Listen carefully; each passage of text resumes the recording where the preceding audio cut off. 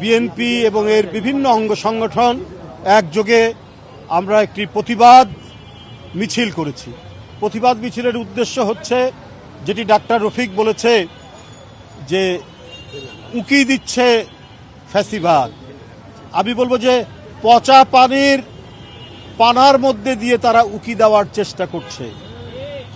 বন্ধুরা, যারা জনগণের জীবন থেকে সুন্দর ভোর কেড়ে নিয়েছিল, যারা সূর্যের আলো কেড়ে নিয়েছিল, যারা স্বাভাবিক জীবনযাপন কেড়ে নিয়েছিল, যারা সুস্থ জীবনযাপন কেড়ে নিয়েছিল, মানুষের বাঁচবার সকল অধিকার কেড়ে নিয়েছিল, তারা আজকে নানা কায়দায় নানাভাবে তাদের চুরি করা টাকা, তাদের পাচার করা টাকা, লক্ষ লক্ষ কোটি টাকা, সেই টাকা ব্যবহার করে সমাজের মধ্যে, দেশের মধ্যে অস্থিতিশীলতা এবং সন্ত্রাসী কর্মকাণ্ড তারা করার চেষ্টা করছে।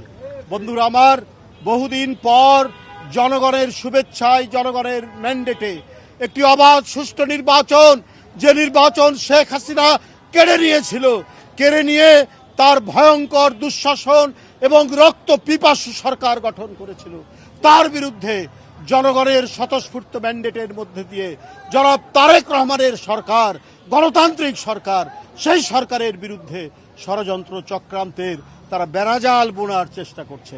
বন্ধুরা আমার, আমাদেরকে যখন 17 বছর দমাতে পারেননি, বাড়িতে বাড়িতে পুলিশ পাঠিয়েছেন, র্যাব পাঠিয়েছেন, গোয়েন্দা পুলিশ পাঠিয়েছেন, জনির মতো অসংখ্য সৈনিক, জাতীয়তাবাদের সৈনিককে আপনারা হত্যা করেছেন।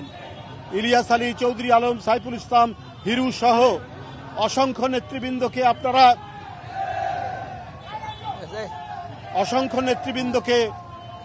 আপনারা গুম করেছেন।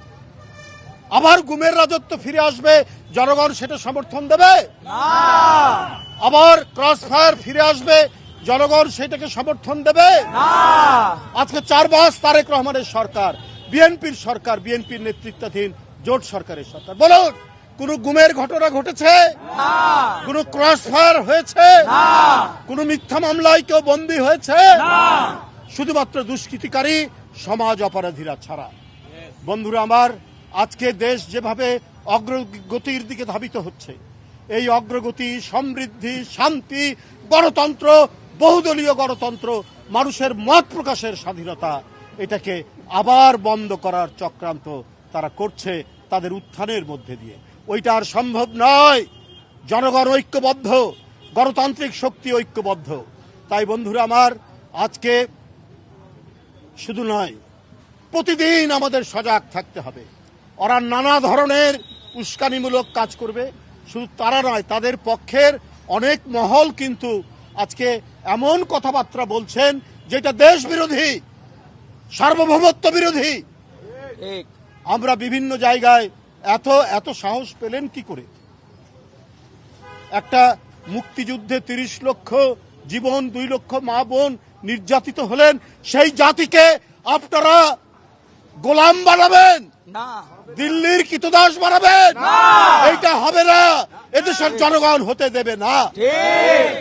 তাই বন্ধুরা আমার, আজকে জাতীয়তাবাদী শক্তি, আজকে জনগণের স্বাধীনতা প্রিয়, সার্বভৌমত্ব প্রিয় জনগণ সব একত্রিত হয়ে ফ্যাসিবাদদের কোনো ধরনের ইঙ্গিত, অশুভ কর্মকাণ্ডকে প্রতিহত করতে হবে।